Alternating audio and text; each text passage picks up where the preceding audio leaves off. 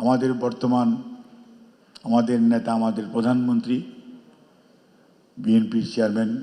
জনাব তারেক রহমানের যে কমিটমেন্ট যে এই দেশ হবে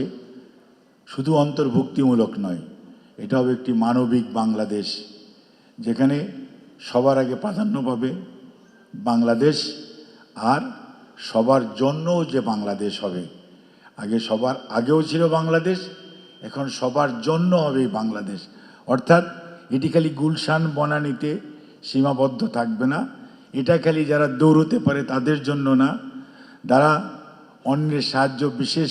চাহিদা সম্পন্ন মানুষ তাদের জন্য, যারা ফুটপাতে ঘুমায় তাদের জন্য,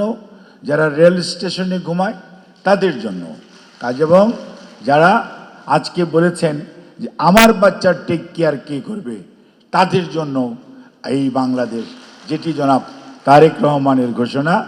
আমরা সেটিকেই বাস্তবায়নের জন্য আপনাদের ম্যান্ডেট পেয়ে আপনাদেরকে সেবা করার জন্য যে সুযোগ দিয়েছেন সেজন্য আমরা অত্যন্ত কৃতজ্ঞ এবং ধন্যবাদ জানাই। এবং আমরা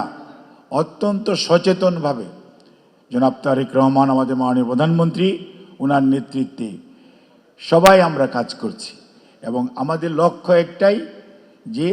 সবার জন্য একটি বাংলাদেশ আমরা যাতে ওনার নেতৃত্বে এমনভাবে নিয়ে যেতে পারি যেটির মধ্যে কেউ কাউকে অবহেলা করবে না এবং সবাই মনে করবে ইয়েস আমিও তো এটির অংশ। এরকম একটি অবস্থানে নেওয়ার জন্যই আজকের এই অবস্থা এবং এই আলোচনা। বিএনপি কিন্তু চিন্তা করে নাই বা এই সরকার চিন্তা করে নাই আমরা এটার পার্ট কি পার্ট না। বিএনপি চিন্তা করেছে এটির মাধ্যমে জনগণের কতটুকু উন্নয়ন হবে, এই 17টি গোল কিভাবে কাজ করে। বিএনপি চিন্তা করে দেখেছে শহীদ রাষ্ট্রপতি জিয়াউর রহমানের যে 19 দফা ছিল সেটার কন্টিনিউটিতে আসছে ভিশন 2030, যেটা দেশনেত্রী বেগম খালেদা জিয়া দিয়েছিলেন, তার কন্টিনিউটি আসছে প্রথম 27 দফা রাষ্ট্র মেরামতের কর্মসূচি, তার কন্টিনিউটিতে সর্বশেষ রূপান্তরিত হয়েছে 31 দফার যে দাবি সকল গণতন্ত্রকামী মানুষ স্টেক হোল্ডারদের সাথে আলাপ আলোচনা করার পর যাতে বাংলাদেশকে একটি আধুনিক মানবিক বাসযোগ্য বাংলাদেশ করা যায় এবং দেশের অর্থনীতি বলেন, সমাজনীতি বলেন, জুডিশিয়ারি বলেন, অর্থাৎ শিক্ষা খাত বলেন, স্বাস্থ্য খাত বলেন, সব কিছুকে যদি ঢেলে সাজাতে হয় তাহলে 31 দফা কর্মসূচি, যেটার সাথে দেখা যাচ্ছে এসডিজি, তো জিয়াউর রহমান স্যার যখন 19 দফা বলেছিলেন